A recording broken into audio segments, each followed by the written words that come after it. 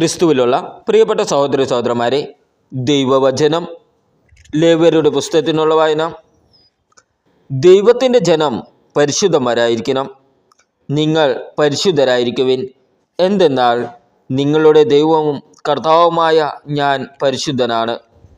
ആവർത്തിച്ച് കാണുന്ന ഈ വാക്യം ഈ ഗ്രന്ഥത്തിൻ്റെ കാതലായ ആശയം വ്യക്തമാക്കുന്നു. ബലികളും മറ്റ് ആരാധനാനുഷ്ഠാനങ്ങളും വഴിയാണ് ജീവിത വിശുദ്ധി കൈവരിക്കേണ്ടത്. ബാഹ്യമായ ഈ അനുഷ്ഠാനങ്ങൾ ആന്തരിക വിശുദ്ധിയുടെ അടയാളമാണ്. എങ്കിലും ഇവ കൊണ്ട് മാത്രം മനുഷ്യന് വിശുദ്ധി പ്രാപിക്കാമെന്ന ചിന്താഗതി യഹൂദർക്ക് ഉണ്ടായിരുന്നു എന്ന ധാരണ ഈ ഗ്രന്ഥം വായിക്കുന്നവർക്ക് ഉണ്ടാവാം. ബാഹ്യമായ ശുദ്ധിക്കും അശുദ്ധിക്കും ലേവ്യഗ്രന്ഥം വളരെ പ്രാധാന്യം കൽപ്പിക്കുന്നു. വിവിധ രോഗങ്ങൾ, അംഗവൈകല്യം, ശാരീരിക മാലിന്യങ്ങൾ എന്നിവയെല്ലാം മനുഷ്യനെ അശുദ്ധനാക്കുമെന്ന് കരുതിയിരുന്നു. കൂടാരങ്ങളിൽ ഒരുമിച്ച് പാർത്തിരുന്ന ജനത്തിൻ്റെ പ്രത്യേക സാഹചര്യങ്ങൾ കണക്കിലെടുത്തു വേണം ഈ നിയമങ്ങളെ വിലയിരുത്താൻ. അനുഷ്ഠാന വിധികളിൽ വരുന്ന വീഴ്ചകളെല്ലാം കുറ്റകരമായി അവർ കരുതി. ശുദ്ധീകരണ കർമ്മങ്ങളും ബലികളും വഴി ഇവയിൽ നിന്ന് മോചിതരാകേണ്ടിയിരുന്നു. ബലികളിലും ആരാധനകളിലും പ്രമുഖ സ്ഥാനം ലേവ്യർക്കായതിനാൽ പ്രധാനമായും ലേവ്യരെക്കുറിച്ചാണ് ഈ ഗ്രന്ഥം പ്രതിപാദിപ്പിക്കുന്നത്. ലേവ്യരുടെ പുസ്തകത്തിനുള്ള വായന 1 അധ്യായം 1 മുതൽ 17 വരെയുള്ള വാക്യങ്ങൾ. ദഹനബലി. കർത്താവ് മോശയെ വിളിച്ച് സമാഗമ കൂടാരത്തിനു നിന്ന് പറഞ്ഞു, ഇസ്രായേൽ ജനത്തോട് പറയുക, നിങ്ങളിൽ ആരെങ്കിലും കർത്താവിന് ബലിയർപ്പിക്കാൻ വരുമ്പോൾ കാലിക്കൂട്ടത്തിൽ നിന്നോ ആട്ടിൻകൂട്ടത്തിൽ നിന്നോ ബലിമൃഗത്തെ കൊണ്ടുവരണം. ദഹനബലിക്കുള്ള മൃഗം കാലിക്കൂട്ടത്തിൽ നിന്നാണെങ്കിൽ ഊനമറ്റ ഒരു കാളയെ സമർപ്പിക്കട്ടെ. കർത്താവിന് സ്വീകാര്യമാകാൻ അതിനെ സമാഗമ കൂടാരത്തിൻ്റെ വാതിൽക്കൽ സമർപ്പിക്കട്ടെ. അവൻ ബലിമൃഗത്തിൻ്റെ തലയിൽ കൈകൾ വയ്ക്കണം. അത് അവൻ്റെ പാപങ്ങളുടെ പരിഹാരത്തിനായി സ്വീകരിക്കപ്പെടും. അവൻ കർത്താവിൻ്റെ മുമ്പിൽ വച്ച് കാളക്കുട്ടിയെ കൊല്ലണം. അഹരോൻ്റെ പുത്രന്മാരായ പുരോഹിതന്മാർ അതിൻ്റെ രക്തമെടുത്ത് സമാഗമ കൂടാരത്തിൻ്റെ വാതിൽക്കലുള്ള ബലിപീഠത്തിന് ചുറ്റും തളിക്കണം. അതിനുശേഷം ബലിമൃഗത്തെ തോലുരിഞ്ഞ് കഷ്ണങ്ങളായി മുറിക്കണം. പുരോഹിതരായ അഹരോൻ്റെ പുത്രന്മാർ ബലിപീഠത്തിൽ തീ കൂട്ടി അതിനു മുകളിൽ വിറക് അടുക്കണം. അവർ മൃഗത്തിൻ്റെ കഷ്ണങ്ങളും തലയും മേധസ്സും ബലിപീഠത്തിൽ തീക്ക് മുകളിലുള്ള വിറകിനു മീതെ അടുക്കി വയ്ക്കണം. എന്നാൽ അതിൻ്റെ അന്തർഭാഗങ്ങളും കാലുകളും വെള്ളത്തിൽ കഴുകണം. പുരോഹിതൻ എല്ലാം ദഹനബലിയായി കർത്താവിന് പ്രീതികരമായ സൗരഭ്യമായി ബലിപീഠത്തിലെ അഗ്നിയിൽ ദഹിപ്പിക്കണം. ദഹനബലിക്കായുള്ള കാഴ്ചമൃഗം ചെമ്മരിയാടോ കോലാടോ ആണെങ്കിൽ അത് ഊനമറ്റ മുട്ടാടായിരിക്കണം. ബലിപീഠത്തിന് വടക്കുവശത്ത് കർത്താവിൻ്റെ സന്നിധിയിൽ വച്ച് അതിനെ കൊല്ലണം. അതിൻ്റെ രക്തം അഹരോൻ്റെ പുത്രന്മാരായ പുരോഹിതന്മാർ ബലിപീഠത്തിന് ചുറ്റും തളിക്കണം. അതിനെ തലയും മേധസ്സും ഉൾപ്പെടെ കഷ്ണങ്ങളായി മുറിക്കണം. പുരോഹിതന്മാർ അവ ബലിപീഠത്തിൽ തീക്ക് മുകളിലുള്ള വിറകിന്മേൽ അടുക്കി വയ്ക്കണം. എന്നാൽ അതിൻ്റെ അന്തർഭാഗങ്ങളും കാലുകളും വെള്ളം കൊണ്ട് കഴുകണം. പുരോഹിതൻ അത് മുഴുവൻ ബലിപീഠത്തിൽ വച്ച് ദഹിപ്പിക്കണം. അതൊരു ദഹന ബലിയാണ്, അഗ്നിയിലുള്ള ബലിയും കർത്താവിന് പ്രീതികരമായ സൗരഭ്യവും. ദഹനബലിയായി പക്ഷിയാണ് അർപ്പിക്കുന്നതെങ്കിൽ അത് ചെങ്ങാലിയോ പ്രാവിൻ കുഞ്ഞോ ആയിരിക്കണം. പുരോഹിതൻ അതിനെ ബലിപീഠത്തിൽ കൊണ്ടുവന്ന് കഴുത്ത് പിരിച്ച് മുറിച്ച് ബലിപീഠത്തിൽ വെച്ച് ദഹിപ്പിക്കണം. രക്തം ബലിപീഠത്തിൻ്റെ പാർശ്വങ്ങളിൽ ഒഴുക്കി കളയണം. അതിൻ്റെ ആമാശയവും തൂവലുകളും ബലിപീഠത്തിന് കിഴക്കുവശത്ത് ചാരം ശേഖരിക്കുന്ന സ്ഥലത്തിടണം. അതിനെ ചിറകുകളിൽ പിടിച്ച് വലിച്ചു കീറണം. എന്നാൽ രണ്ടായി വേർപെടരുത്. പുരോഹിതൻ അതിനെ ബലിപീഠത്തിൽ തീയുടെ മുകളിലുള്ള വിറകിന് മീതെ വച്ച് ദഹിപ്പിക്കണം. അതൊരു ദഹനബലിയാണ്, അഗ്നിയിലുള്ള ബലിയും കർത്താവിന് പ്രീതികരമായ സൗരഭ്യവും. ലേവ്യരുടെ പുസ്തകത്തിനുള്ള വായന 2 അധ്യായം 1 മുതൽ 16 വരെയുള്ള വാക്യങ്ങൾ. ധാന്യബലി. ആരെങ്കിലും കർത്താവിന് ധാന്യബലി അർപ്പിക്കുന്നുവെങ്കിൽ ബലിവസ്തു നേർമയുള്ളവയായിരിക്കണം. അതിൽ എണ്ണയൊഴിക്കുകയും കുന്തിരിക്കമിടുകയും വേണം. ആരെങ്കിലും കർത്താവിന് ധാന്യബലി അർപ്പിക്കുന്നെങ്കിൽ ബലിവസ്തു നേർമയുള്ള മാവായിരിക്കണം. അതിൽ എണ്ണയൊഴിക്കുകയും കുന്തിരിക്കമിടുകയും ചെയ്യണം. അത് അഹ്റോൻ്റെ പുത്രന്മാരായ പുരോഹിതരുടെ മുമ്പിൽ കൊണ്ടുവരണം. പുരോഹിതൻ ഒരു കൈ മാവും എണ്ണയും കുന്തിരിക്കവും മുഴുവനും എടുത്ത് സ്മരണാംശമായി ബലിപീഠത്തിൽ ദഹിപ്പിക്കണം. അത് അഗ്നിയിലുള്ള ബലിയും കർത്താവിന് പ്രീതികരമായ സൗരഭ്യവുമായിരിക്കും. ധാന്യബലിവസ്തുക്കളിൽ ശേഷിച്ച ഭാഗം അഹ്റോനും പുത്രന്മാർക്കുമുള്ളതാണ്. കർത്താവിനുള്ള ദഹനബലികളിൽ ഏറ്റവും വിശുദ്ധമാണിത്. ധാന്യബലിക്കുള്ള കാഴ്ചവസ്തു അടുപ്പിൽ ചുട്ടെടുത്തതാണെങ്കിൽ അത് നേരിയ മാവിൽ എണ്ണ ചേർത്തുണ്ടാക്കിയ പുളിപ്പില്ലാത്ത അപ്പമോ എണ്ണ പുരട്ടിയ പുളിപ്പില്ലാത്ത അടയോ ആയിരിക്കണം. നിന്റെ ധാന്യബലിക്കുള്ള കാഴ്ചവസ്തു വറച്ചട്ടിയിൽ പാകപ്പെടുത്തിയതാണെങ്കിൽ അത് പുളിപ്പില്ലാത്ത നേരിയ മാവിൽ എണ്ണ ചേർത്തുണ്ടാക്കിയതായിരിക്കണം. കഷ്ണങ്ങളായി മുറിച്ച് അതിൽ എണ്ണയൊഴിക്കണം. അത് ഒരു ധാന്യബലിയാണ്. ധാന്യബലിക്കുള്ള കാഴ്ചവസ്തു ഉരുളിയിൽ പാകപ്പെടുത്തിയതാണെങ്കിൽ അത് നേരിയ മാവിൽ എണ്ണ ചേർത്ത് ഉണ്ടാക്കിയതായിരിക്കണം. ഇവ കൊണ്ടുണ്ടാക്കിയ ധാന്യബലി കർത്താവിന് കൊണ്ടുവരുമ്പോൾ അത് പുരോഹിതനെ ഏൽപ്പിക്കണം. അവൻ അത് ബലിപീഠത്തിലേക്ക് കൊണ്ടുവരണം. പുരോഹിതൻ ധാന്യബലിയിൽ നിന്ന് സ്മരണാംശമെടുത്ത് ബലിപീഠത്തിൽ വെച്ച് ദഹിപ്പിക്കണം. അത് അഗ്നിയിലുള്ള ബലിയും കർത്താവിന് പ്രീതികരമായ സൗരഭ്യവുമായിരിക്കും. ധാന്യബലി വസ്തുവിൽ ശേഷിക്കുന്നത് അഹ്റോനും പുത്രന്മാർക്കുമുള്ളതാണ്. കർത്താവിനുള്ള ദഹനബലികളിൽ ഏറ്റവും വിശുദ്ധമാണിത്. കർത്താവിന് നിങ്ങൾ കൊണ്ടുവരുന്ന ധാന്യബലി പുളിപ്പ് ചേർത്തതായിരിക്കരുത്. ദഹനബലിയായി പുളിമാവോ തേനോ അർപ്പിക്കരുത്. എന്നാൽ അവ ആദ്യഫലങ്ങളായി കർത്താവിന് സമർപ്പിക്കാം. അവ ഒരിക്കലും കർത്താവിന് സുരഭില ബലിയായി ദഹിപ്പിക്കരുത്. ധാന്യബലികളെല്ലാം ഉപ്പ് ചേർക്കണം. ധാന്യബലിയിൽ നിന്ന് നിന്റെ ദൈവത്തിൻ്റെ ഉടമ്പടിയുടെ ഉപ്പ് നീക്കി കളയരുത്. എല്ലാ ധാന്യബലിയോടും കൂടി ഉപ്പ് സമർപ്പിക്കണം. ആദ്യഫലങ്ങൾ കർത്താവിന് ധാന്യബലിയായി സമർപ്പിക്കുന്നെങ്കിൽ പുതിയ കതിരുകളിൽ നിന്നുള്ള മണികൾ തീയിൽ ഉണക്കി പൊടിച്ച് സമർപ്പിക്കണം. അതിൽ എണ്ണയൊഴിക്കുകയും കുന്തിരിക്കമിടുകയും വേണം. അതൊരു ധാന്യബലിയാണ്. പൊടിച്ച മാവിൽ നിന്നും എണ്ണയിൽ നിന്നും സ്മരണാംശമെടുത്ത് കുന്തിരിക്കം മുഴുവനും കൂടി പുരോഹിതൻ ദഹിപ്പിക്കണം. അത് കർത്താവിനുള്ള ദഹനബലിയാണ്. ലേവ്യരുടെ പുസ്തകത്തിനുള്ള വായന 3-ാം അധ്യായം 1 മുതൽ 17 വരെയുള്ള വാക്യങ്ങൾ. സമാധാന ബലിക്കായി കാലിക്കൂട്ടത്തിൽ നിന്നാണ് കർത്താവിന് കാഴ്ച കൊണ്ടുവരുന്നെങ്കിൽ അത് ഊനമറ്റ കാളയോ പശുവോ ആയിരിക്കണം. ബലിമൃഗത്തിൻ്റെ തലയിൽ കൈവയ്ക്കുകയും സമാഗമ കൂടാരത്തിൻ്റെ വാതിൽക്കൽ വെച്ച് അതിനെ കൊല്ലുകയും വേണം. അഹ്റോൻ്റെ പുത്രന്മാരായ പുരോഹിതന്മാർ അതിൻ്റെ രക്തം ബലിപീഠത്തിന് ചുറ്റും തളിക്കണം. സമാധാന ബലിമൃഗത്തിൻ്റെ ആന്തരിക അവയവങ്ങളിലും അവയെ പൊതിഞ്ഞുമുള്ള മേധസ് കർത്താവിന് ദഹനബലിയായി എടുക്കണം. അതിൻ്റെ ഇരുവൃക്കകളും അവയോടൊപ്പം അരക്കെട്ടിലുള്ള മേധസ്സും കരളിന് മുകളിലുള്ള നെയ്വലയും എടുക്കണം. അഹ്റോൻ്റെ പുത്രന്മാർ അവ ബലിപീഠത്തിൽ വിറകിന് മുകളിൽ വെച്ച് അഗ്നിയിൽ ദഹിപ്പിക്കണം. അത് ദഹനബലിയും കർത്താവിന് പ്രീതികരമായ സൗരഭ്യവുമായിരിക്കും.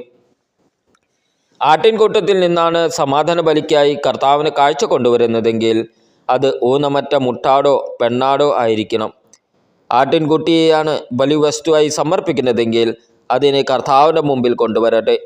അതിൻ്റെ തലയിൽ കൈവച്ചതിനു ശേഷം സമാഗമ കൂടാരത്തിന് മുമ്പിൽ വെച്ച് അതിനെ കൊല്ലണം. അഹ്റോൻ്റെ പുത്രന്മാർ അതിൻ്റെ രക്തം ബലിപീഠത്തിന് ചുറ്റും തളിക്കണം. സമാധാന ബലിമൃഗത്തിൻ്റെ മേധസ്സും ആന്തരിക അവയവങ്ങളിലും അവയെ പൊതിഞ്ഞുമുള്ള മേധസ്സും നട്ടെല്ലോട് ചേർത്ത് മുറിച്ചെടുത്ത കൊഴുത്ത പാലും കർത്താവിന് ദഹനബലിയായി എടുക്കണം. അതിൻ്റെ ഇരുവൃക്കകളും അവയിലും അരക്കെട്ടിലുമുള്ള മേധസ്സും കരളിന് മുകളിലുള്ള നെയ്വലയും എടുക്കണം. പുരോഹിതൻ അവ കർത്താവിന് ഭോജനബലിയായി ബലിപീഠത്തിൽ ദഹിപ്പിക്കണം. ബലിമൃഗം കോലാടാണെങ്കിൽ അതിനെ കർത്താവിൻ്റെ മുമ്പിൽ കൊണ്ടുവരണം. അതിൻ്റെ തലയിൽ കൈവച്ചതിനു ശേഷം സമാഗമ കൂടാരത്തിൻ്റെ മുമ്പിൽ വെച്ച് അതിനെ കൊല്ലണം. അഹ്റോൻ്റെ പുത്രന്മാർ അതിൻ്റെ രക്തം ബലിപീഠത്തിന് ചുറ്റും തളിക്കണം. അതിൻ്റെ ആന്തരിക അവയവങ്ങളിലും അവയെ പൊതിഞ്ഞുമുള്ള മേധസ് മുഴുവനും കർത്താവിന് ദഹനബലിയായി എടുക്കണം. അതിൻ്റെ ഇരുവൃക്കകളും അവയിലും അരക്കെട്ടിലുമുള്ള മേധസ്സും കരളിന് മുകളിലുള്ള നെയ്വലയും എടുക്കണം. പുരോഹിതൻ അവ ബലിപീഠത്തിൽ വെച്ച് ദഹിപ്പിക്കണം. അത് കർത്താവിന് പ്രീതികരമായ സൗരഭ്യത്തിനായി അഗ്നിയിൽ സമർപ്പിക്കുന്ന ഭോജന ബലിയാണ്. മേധസ് മുഴുവനും കർത്താവിനുള്ളതത്രേ. രക്തവും മേധസ്സും ഭക്ഷിച്ചുകൂടാ എന്നത് നിങ്ങൾ വസിക്കുന്നിടത്തെല്ലാം തലമുറ തോറും എന്നേക്കുമുള്ള ഒരു നിയമമായിരിക്കും. ലേവ്യരുടെ പുസ്തകത്തിനുള്ള വായന 4-ാം അധ്യായം 1 മുതൽ 35 വരെയുള്ള വാക്യങ്ങൾ. പാപപരിഹാര ബലി. കർത്താവ് മോശയോട് അരുളി ചെയ്തു, ഇസ്രായേൽ ജനത്തോട് പറയുക, ചെയ്യരുത് എന്ന് കർത്താവ് വിലക്കിയിട്ടുള്ളവയിൽ എന്തെങ്കിലും ഒന്നിനെതിരായി ആരെങ്കിലും അറിവില്ലായ്മ മൂലം പാപം ചെയ്യുന്നുവെന്നിരിക്കട്ടെ. ഇങ്ങനെ പാപം ചെയ്ത് ജനങ്ങളുടെ മേൽ കുറ്റം വരുത്തി വയ്ക്കുന്നത് അഭിഷിക്തനായ പുരോഹിതനാണെങ്കിൽ അവ ഊനമറ്റ ഒരു കാളക്കുട്ടിയെ കർത്താവിന് പാപപരിഹാര ബലിയായി സമർപ്പിക്കണം. അതിനെ സമാഗമകൂടാരത്തിൻ്റെ വാതിൽക്കൽ അവിടുത്തെ സന്നിധിയിൽ കൊണ്ടുവന്ന് അതിൻ്റെ തലയിൽ കൈവച്ചതിന് ശേഷം അതിനെ കൊല്ലണം. അഭിഷിക്ത പുരോഹിതൻ കാളക്കുട്ടിയുടെ കുറേ രക്തമെടുത്ത് സമാഗമകൂടാരത്തിലേക്ക് കൊണ്ടുവരണം. അവൻ തൻ്റെ വിരൽ രക്തത്തിൽ മുക്കി അതിൽ ഒരു ഭാഗം കർത്താവിൻ്റെ സന്നിധിയിൽ ശ്രീകോവിലിൻ്റെ തിരശ്ശീലയുടെ മുമ്പിൽ 7 പ്രാവശ്യം തളിക്കണം. പിന്നീട് രക്തത്തിൽ കുറച്ചെടുത്ത് സമാഗമകൂടാരത്തിൽ കർത്താവിൻ്റെ സന്നിധിയിൽ ധൂപപീഠത്തിൻ്റെ കൊമ്പുകളിൽ പുരട്ടണം. ശേഷിച്ച രക്തം സമാഗമകൂടാരത്തിൻ്റെ വാതിൽക്കലുള്ള ദഹന ബലിപീഠത്തിൻ്റെ ചുവട്ടിൽ ഒഴിക്കണം. പാപപരിഹാര ബലിക്കുള്ള കാളക്കുട്ടിയുടെ ആന്തരിക അവയവങ്ങളിലും അവയെ പൊതിഞ്ഞുമുള്ള മേധസ്സും മുഴുവനും എടുക്കണം. അതിൻ്റെ ഇരുവൃക്കകളും അവയിലും അരക്കെട്ടിലുമുള്ള മേധസ്സും കരളിന് മുകളിലുള്ള നെയ്വലയും എടുക്കണം. സമാധാന ബലിക്കുള്ള കാളയിൽ നിന്നെന്ന പോലെ പുരോഹിതൻ അവയെടുത്ത് ദഹന ബലിപീഠത്തിൽ വെച്ച് ദഹിപ്പിക്കണം. എന്നാൽ കാളക്കുട്ടിയുടെ തോലും മാംസം മുഴുവനും തലയും കാലുകളും ആന്തരിക അവയവങ്ങളും ചാണകവും കാളയെ മുഴുവനും പാളയത്തിനു വെളിയിൽ ചാരമിടുന്ന വൃത്തിയുള്ള സ്ഥലത്ത് കൊണ്ടുചെന്ന് കത്തുന്ന വിറകിന്മേൽ വെച്ച് ദഹിപ്പിക്കണം. ചാരമിടുന്ന സ്ഥലത്ത് തന്നെ അതിനെ ദഹിപ്പിക്കണം. ഇസ്രായേൽ സമൂഹം മുഴുവൻ അറിവില്ലായ്മ മൂലം പാപം ചെയ്യുകയും കർത്താവ് വിലക്കിയിരിക്കുന്നതിൽ എന്തെങ്കിലും ഒന്ന് ചെയ്ത് കുറ്റക്കാരാവുകയും അക്കാര്യം അവരുടെ ശ്രദ്ധയിൽപ്പെടാതിരിക്കുകയും ചെയ്യുന്നുവെന്നിരിക്കട്ടെ. എന്നാൽ തങ്ങളുടെ പാപത്തെക്കുറിച്ചറിയുമ്പോൾ പാപപരിഹാര ബലിക്കായി സമൂഹം മുഴുവൻ ഒരു കാളക്കുട്ടിയെ കാഴ്ചയ്ക്ക് വയ്ക്കുകയും അതിനെ സമാഗമകൂടാരത്തിൻ്റെ വാതിൽക്കൽ കൊണ്ടുവരികയും വേണം. സമൂഹത്തിലെ ശ്രേഷ്ഠന്മാർ കർത്താവിൻ്റെ സന്നിധിയിൽ വെച്ച് കാളക്കുട്ടിയുടെ തലയിൽ കൈകൾ വയ്ക്കണം. അതിനെ അവിടുത്തെ മുമ്പിൽ വെച്ച് കൊല്ലണം. അഭിഷിക്തനായ പുരോഹിതൻ കാളക്കുട്ടിയുടെ കുറേ രക്തം സമാഗമകൂടാരത്തിലേക്ക് കൊണ്ടുവരണം. അവൻ രക്തത്തിൽ വിരൽ മുക്കി കർത്താവിൻ്റെ സന്നിധിയിൽ തിരശ്ശീലയ്ക്ക് മുമ്പിൽ 7 പ്രാവശ്യം തളിക്കണം. കുറേ രക്തമെടുത്ത് സമാഗമകൂടാരത്തിൽ കർത്താവിൻ്റെ സന്നിധിയിലുള്ള ബലിപീഠത്തിൻ്റെ കൊമ്പുകളിൽ പുരട്ടണം. ബാക്കി രക്തം സമാഗമകൂടാരത്തിൻ്റെ വാതിൽക്കലുള്ള ദഹന ബലിപീഠത്തിൻ്റെ ചുവട്ടിലും ഒഴിക്കണം. അതിൻ്റെ മേധസ്സ് മുഴുവനും എടുത്ത് ബലിപീഠത്തിൽ വെച്ച് ദഹിപ്പിക്കണം. പാപപരിഹാര ബലിക്കുള്ള കാളക്കുട്ടിയെ എന്ന പോലെ ഈ കാളക്കുട്ടിയെയും ദഹിപ്പിക്കണം. അങ്ങനെ അവർക്ക് വേണ്ടി പുരോഹിതൻ പാപപരിഹാരം ചെയ്യണം. അപ്പോൾ അവരുടെ കുറ്റം ക്ഷമിക്കപ്പെടും. അനന്തരം കാളയെ കൂടാരത്തിന് വെളിയിൽ കൊണ്ടുപോയി ആദ്യത്തെ കാളയെ ദഹിപ്പിച്ചതുപോലെ ദഹിപ്പിക്കണം. ഇത് സമൂഹത്തിനു വേണ്ടിയുള്ള പാപപരിഹാര ബലിയാണ്. ഒരു ഭരണാധികാരി തൻ്റെ ദൈവമായ കർത്താവ് വിലക്കിയിട്ടുള്ളവയിൽ ഏതെങ്കിലും ഒന്ന് അറിവില്ലായ്മ മൂലം ചെയ്ത് കുറ്റക്കാരനാകുന്നുവെന്നിരിക്കട്ടെ. അവൻ തൻ്റെ തെറ്റ് മനസ്സിലാക്കുമ്പോൾ ഊനമറ്റ ഒരു കോലാട്ടിൻ മുട്ടനെ കർത്താവിന് ബലിയർപ്പിക്കണം. അവൻ അതിൻ്റെ തലയിൽ കൈവയ്ക്കുകയും കർത്താവിൻ്റെ സന്നിധിയിൽ ദഹനബലിക്കായി മൃഗങ്ങളെ കൊല്ലുന്ന സ്ഥലത്ത് വെച്ച് അതിനെ കൊല്ലുകയും വേണം. ഇത് ഒരു പാപപരിഹാര ബലിയാണ്. പുരോഹിതൻ കുറച്ച് രക്തമെടുത്ത് അതിൽ വിരൽ മുക്കി ദഹന ബലിപീഠത്തിൻ്റെ കൊമ്പുകളിൽ പുരട്ടണം. ശേഷിച്ചത് ബലിപീഠത്തിൻ്റെ ചുവട്ടിൽ ഒഴിക്കണം. അതിൻ്റെ മേധസ് മുഴുവനും സമാധാന ബലിക്കുള്ള മൃഗത്തിൻ്റെ മേധസ് പോലെ ബലിപീഠത്തിൽ വെച്ച് ദഹിപ്പിക്കണം.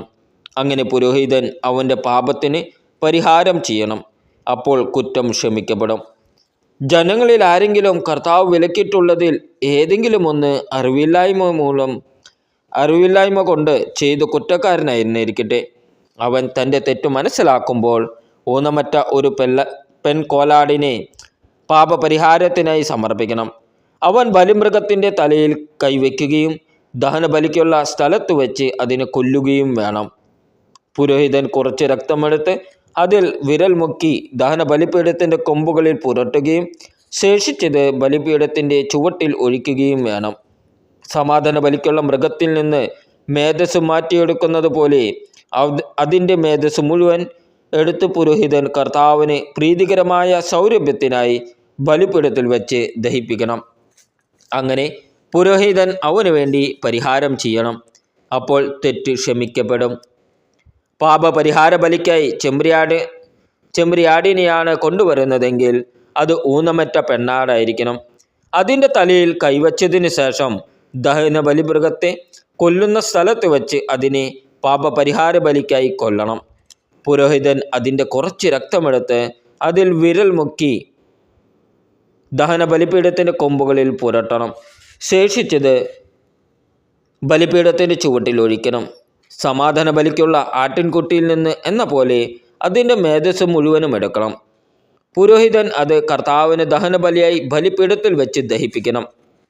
അങ്ങനെ പുരോഹിതൻ അവൻ്റെ പാപങ്ങൾക്ക് പരിഹാരം ചെയ്യണം. അപ്പോൾ കുറ്റം ക്ഷമിക്കപ്പെടും. ലേവ്യരുടെ പുസ്തകത്തിനുള്ള വായന 5-ാം അധ്യായം 1 മുതൽ 19 വരെയുള്ള വാക്യങ്ങൾ. സാക്ഷ്യം നൽകാൻ ശബ്ദപൂർവം ആവശ്യപ്പെട്ടിട്ടും താൻ കാണുകയോ മനസ്സിലാക്കുകയോ ചെയ്ത കാര്യം ഏറ്റുപറയുക മൂലം പാപം ചെയ്യുന്നവൻ അതിൻ്റെ കുറ്റം ഏൽക്കണം. ആരെങ്കിലും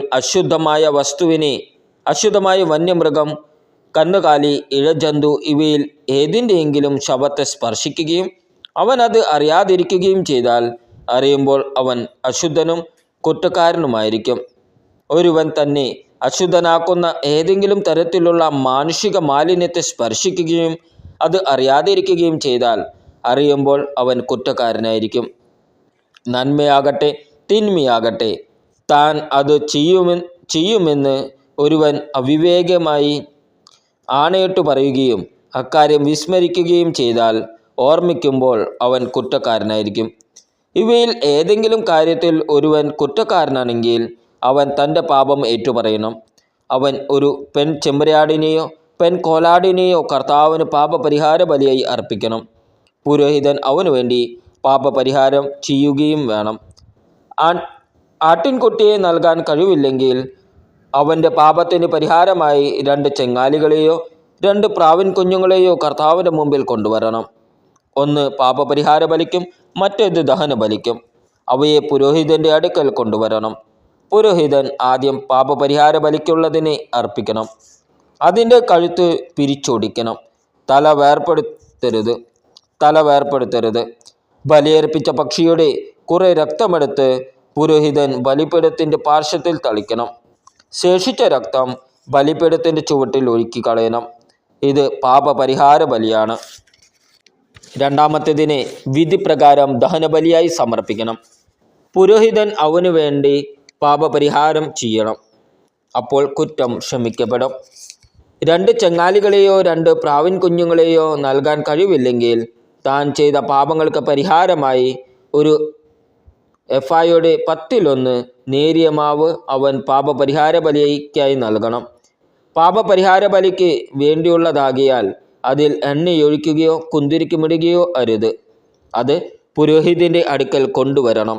പുരോഹിതൻ അതിൽ നിന്ന് സ്മരണാംശമായി ഒരു കൈ മാവ് എടുത്ത് കർത്താവിനുള്ള ദഹനബലിയായി ബലിപീഠത്തിൽ വെച്ച് ദഹിപ്പിക്കണം. ഇത് പാപപരിഹാര ബലിയാണ്.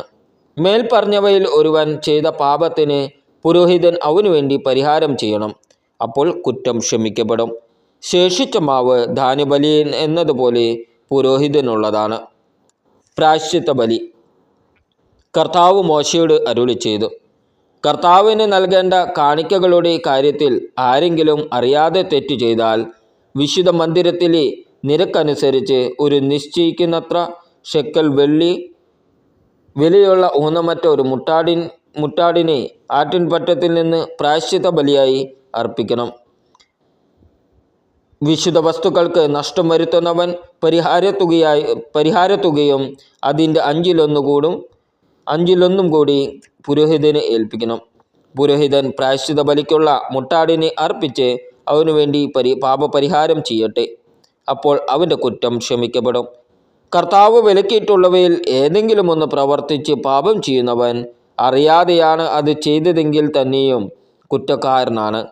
അവൻ തൻ്റെ തെറ്റിന് ഉത്തരവാദിയായിരിക്കും. പ്രായശ്ചിത്ത ബലിയുടെ ചെലവനുസരിച്ച് നീ നിശ്ചയിക്കുന്ന വിലയ്ക്കുള്ളതും ഊനമറ്റതുമായ ഒരു മുട്ടാടിനെ അവൻ ആട്ടിൻപറ്റത്തിൽ നിന്ന് പുരോഹിതൻ്റെ അടുക്കൽ കൊണ്ടുവരണം. അറിയാതെ ചെയ്ത പാപത്തിന് പുരോഹിതൻ അവനു വേണ്ടി പരിഹാരം ചെയ്യണം. അപ്പോൾ കുറ്റം ക്ഷമിക്കപ്പെടും. ഇത് പ്രായശ്ചിത്ത ബലിയാണ്. അവൻ കർത്താവിൻ്റെ മുമ്പിൽ കുറ്റക്കാരനാണല്ലോ. നമ്മുടെ കർത്താവായ ഈശോ മിശിഹായ്ക്ക് സ്തുതി.